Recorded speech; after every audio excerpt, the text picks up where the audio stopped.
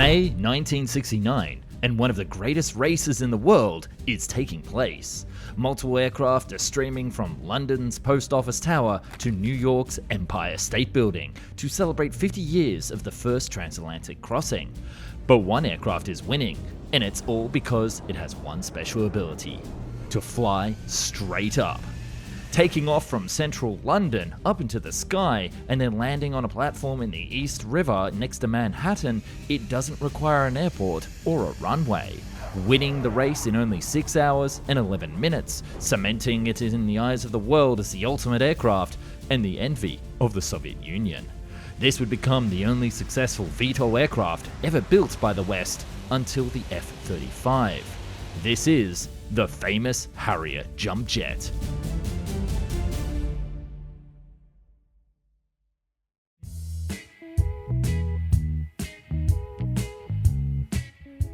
The story of the Harrier begins with a drink at the pub.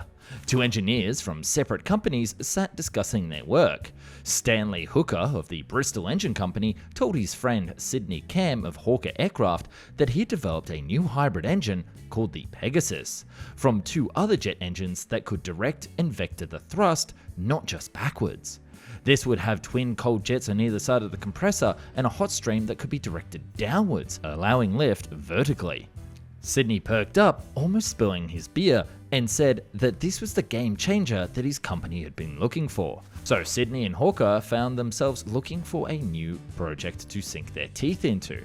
And hey, they thought, if we just take this engine design and put it in a jet, it might crack the Da Vinci Code of the time, a vertical takeoff and landing military jet aircraft. Flashback a few years before, many aircraft manufacturers around the world were looking for a new way to make an aircraft that had the vertical takeoff abilities of a helicopter, but also the speed of a jet fighter, something that would have been essential in the Korean War. This miracle plane wouldn't be restricted to vulnerable airfields, and it could fly anywhere, from carriers to forests and even the local Tesco car park. The issue was, how could you make a powerful, yet light enough engine that could do the job for this aircraft? And that's where the new Pegasus engine came in.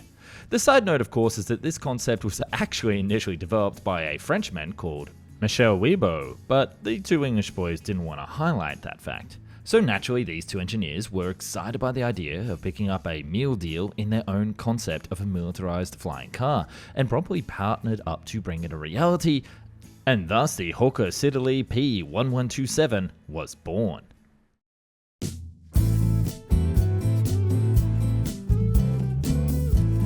Hawker Siddeley, newly merged, decided that this new aircraft engine combo would be perfect for a new NATO specification for a new light and tactical support fighter.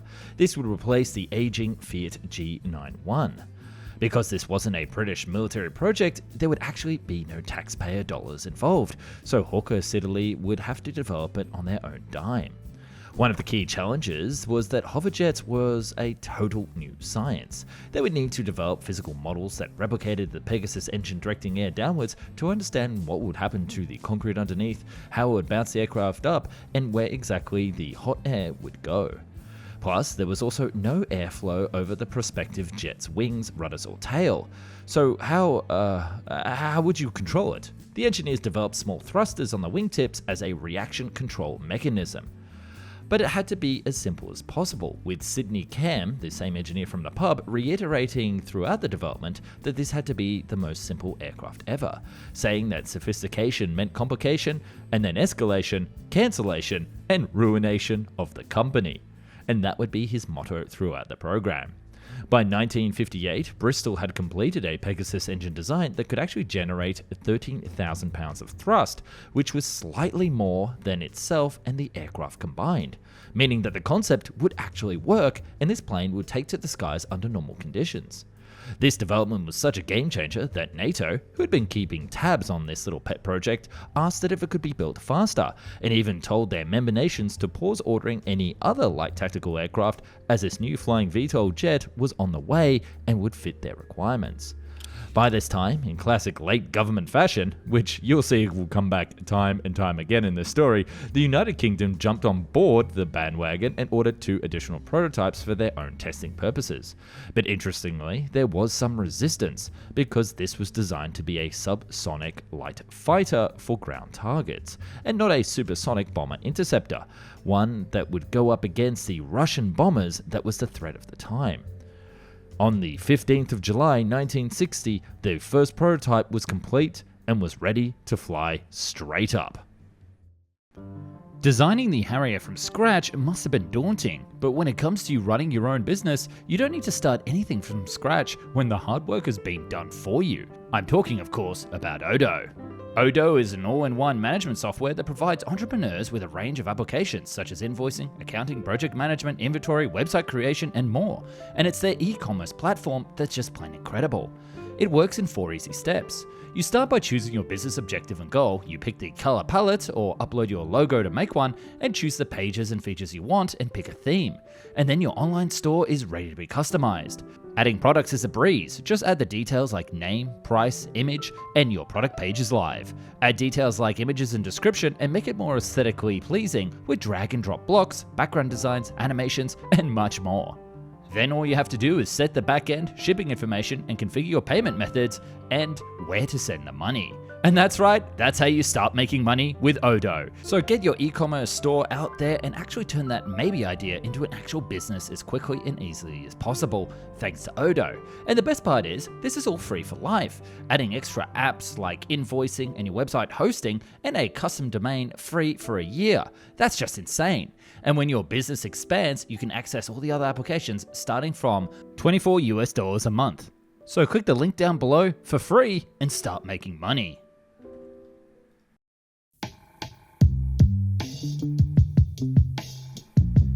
The 2 boys met back at the pub and chatted about their testing program. It had been a long road of testing various engine components, getting the hover controls right, and even solving the power problems.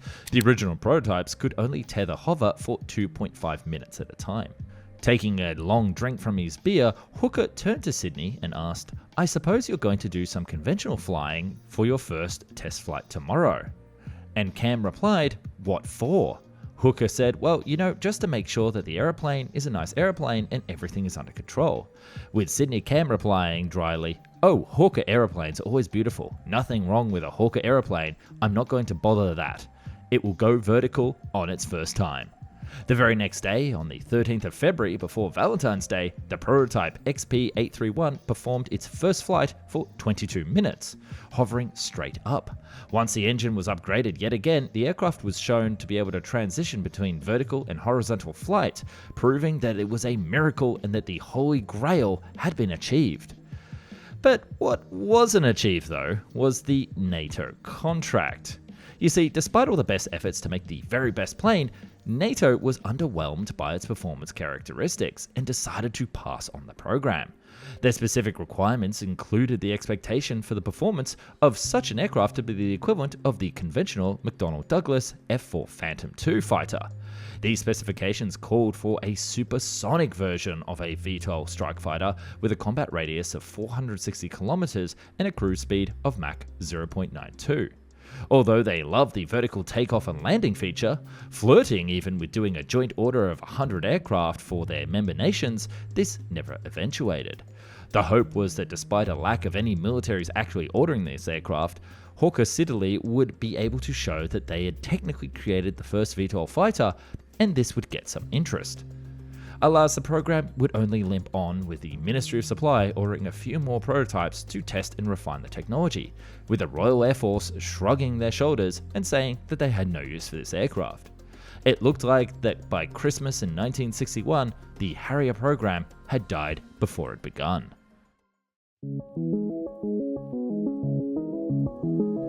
But on a new winter's day in 1962, just after the new year, the Ministry of Aviation of England decided that they wanted to test the aircraft and ordered 9 of them to be built, called the Kestrel. The idea was to see if it would work as a great platform to be used on the West German border.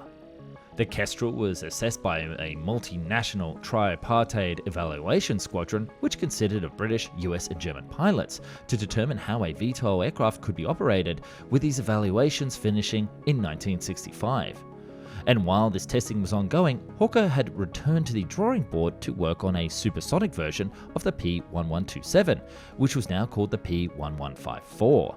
It would solve the issues that plagued the NATO selection process and win them back that contract. And to ensure that everyone loved it, they also made sure it fit the requirements of a Royal Air Force aircraft and a Royal Navy aircraft, who were both looking for new fighters as well. Alas, NATO would actually scrap the project completely, despite the prototype being halfway built. And while they were trying to make an aircraft for both the Navy and the Air Force, this meant that it was a jack of all trades and a master of none. The RAF wanted a low-level supersonic strike aircraft, whilst the Navy sought a twin-engine air defence fighter for their Navy battleships. And with nobody involved in the project anymore, the British government withdrew in 1965. Man, it really looks like Hawker Siddeley can't get a break on this new technology. You would think that the Holy Grail would sell itself. But there were still those 9 subsonic fighters that had been quite impressive and had wowed those US pilots and German pilots. The Royal Air Force had also noticed. What if they could bring the learnings from the P-1154 to the Kestrel program and build the perfect VTOL fighter? And they did just that.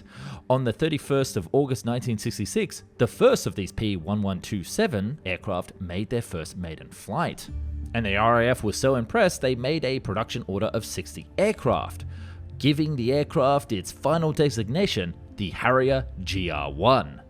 During its operations, it was found that running it along a short runway and then going vertical allowed it to carry much more weapons, 2 under each wing and 1 underneath the fuselage. There was also ability to carry 2 30mm cannon guns that could be fitted to the underside.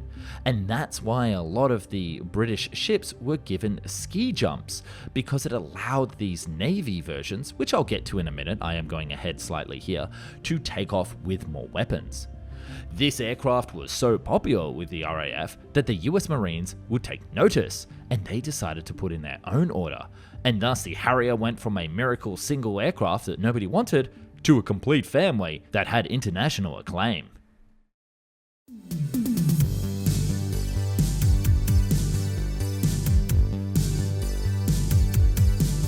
The first of the variants created was the AVAA Harrier, which was used by the US Marines, and changes include the removal of all magnesium components, which corroded quickly at sea, and the integration of American radios and identification friend or foe systems. They also use a few other American components, such as American injection seats.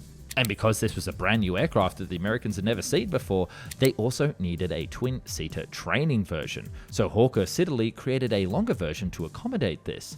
Because of the costs involved with moving manufacturing over to the US, the Marines concluded that it would be better to just make the damn planes in England, which in terms of US military aircraft history, this is one of the only times that an aircraft has been built on foreign soil to be used extensively in the US military. And the use of these Harrier Jump Jets in the US Marines actually caused quite a stir, because this was a jet that didn't actually require the super carrier to operate from, which was all the range of the US Navy at the time. This led to ideas of small patrol craft, called sea control ships, that would have 4 Harriers on board that could provide close air support without the massive logistics of carriers. But my favourite design from the Harrier debate was also the creation of giant submarine carriers, which we already have a very long video about that you can watch after this one. The RAF Harriers were also mostly deployed to Western German bases as a stonewall of a Soviet invasion. From camouflage rough bases, the Harrier was expected to be able to launch attacks on advancing armor columns from East Germany when the Soviets were to finally attack. But they actually saw real action in the 1980s in the Falkland War, performing everything from anti-artillery strike missions to Navy defense. Well, actually, it was the latter performed by a special naval version. The Royal Navy, seeing how happy the Marines and the RAF were with the Harrier, asked for their own version. They called it the Sea Harrier. It was designed for various naval roles, and it featured a radar, Sidewinder missiles for fleet air defense, and navigational aids for carrier landings, corrosion resistance modifications for maritime operations, and a raised bubble canopy for improved visibility. These later upgrades also equipped the Sea Harrier with AIM-120 AMRAAM missiles and the advanced Blue Vixen radar for long-range air-to-air combat, as well as the Sea Eagle missiles for anti-ship missions. So it made this little Harrier quite the unit when out at sea. After the Falklands War, British Aerospace developed the Skyhook concept, a novel method for operating Harriers from smaller ships. This system would use a crane to suspend the aircraft mid-air for launch and recovery, with additional cranes designed to hold weapons for rapid rearming. The Skyhook aimed to conserve fuel and enable operations in rougher seas, where the Harrier had some trouble landing on sea decks. Although it was marketed to foreign buyers and even speculated to be used on large submarines, like those aircraft carrier submarines I mentioned before, the concept failed to attract any interest. And from here, we saw an explosion of other crazy Harrier concepts, from a tandem cockpit design that looks very much like a cloud car from Star Wars, to a version that could carry a crack squad of 5 British commandos to prevent a terrorist attack on a North Sea oil platform. They would all sit here in the tail. And one of the most absolutely horrifying concepts is the GRIER pods, the Ground Resupply Insertion Extraction Rescue Pod. The passengers would be slung in pods where the missiles would go and be carried around by the Harrier. Imagine the heat and the noise and sitting in that coffin. Yikes. In fact, this is such a wild idea that I'm going to cover it on my sister channel, They Won't Tell You, where we'll be talking about men in pods. By now, the Harrier had seen over a decade of service, and it was time to think about the future, and they came up with an original concept called the Harrier 2. And boy, you thought that the development of the original Harrier was full of drama. You haven't seen anything yet.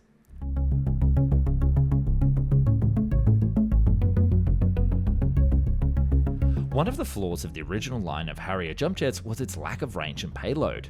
The American version, for example, carried less than half of that of the A4 Skyhawk and took twice as long to maintain to get it back into the air. So in 1973, a joint project was started by the two nations that bought the Harrier, USA and the UK, to develop a successor. While a more powerful engine was on the agenda, the Pegasus 15 by this point, it was actually too big to fit into the current Harrier fuselage. So this new plane would have to be bigger with a larger wing. They would call it the AV-16 because it was double the capacity and range of the American Harrier, the AV-8. However, the British were the first to pull out due to a lack of funding. And because they were only ordering around 60 aircraft, it didn't make sense for them to front up half of the cost. And you will see in a moment that this would be a decision that would really come back to bite them. The United States didn't want to be caught holding the bag and decided to pull out as well. However, the American partner, McDonnell Douglas, knew that there was merit to this redesign of the Harrier and kept working on it. They created a hybrid aircraft, modifying two original AV-8s with a new wing, revised intakes, redesigned exhaust nozzles, and it resulted in a better payload and range aircraft. And despite having the same engine as the AV-8, the AV-8B was approved with an order of 324 aircraft. Because of this comically large production run, the British came back with their tail between their legs. They were enticed by the lower cost of acquiring Harriers promised by a large production run and the fact that the US was shouldering the expense of development. But because they were returning to the program, and despite being the originator of the design, McDonnell Douglas would actually be the main contractor, and the aircraft would be mostly built in Missouri, with only 40% done in England. Now that must have stung. During this production run, the US developed a night attack version, a new trainer versions of the B variant, and thanks to Italy and Spain joining the program, they also created an AV-8B Plus version, with better radar and increased missile capability. Overall, 824 Harriers were built of all types and saw service around the world, and it was time to talk about the third version. In the early 1990s, McDonnell Douglas and British Aerospace, who had inherited the program, started to discuss about a new version called the Harrier 3. It was designed to maximize the capabilities of existing models by incorporating elements from both the Sea Harrier and the AV-8B. The aircraft was planned to feature an enlarged wing and a torsion box to accommodate additional fuel and hardpoints, which would also improve endurance. Due to its increased size, folded wing tips were proposed. To support this heavier airframe, Rolls-Royce was expected to develop a more powerful Pegasus engine with 4,000 pounds of additional thrust, because again, they actually inherited the original Pegasus design. The Harrier 3 would also have been equipped with advanced weaponry, including brand new AIM-120 AMRAAM missiles, making it a formidable air-to-air fighter. However, by this point, the design was nearly 30 years old, and this aircraft was just a product of its time. It wasn't really great at fighting enemies that were over the horizon of the Earth, just using radar to fight each other, and it was also not great when it came to supersonic threats. So ultimately, when Boeing and BAE Systems continued studying this design in the early 2000s, they abandoned it in favor of the new F-35 clean sheet program. The British would eventually sell off their aircraft to the US Marines to be used for spare parts, lasting until last May in 2004, when the F-35 finally took over the mantle in the Marines of their VTOL jet fighter. Today, the Harrier is still in operation in Spain, with plans to extend their operation beyond 2025 due to a lack of funds to buy the other aircraft. And this does seem like a rather unceremonious end to the legendary Harrier family, but in my mind, I think their legend speaks for itself.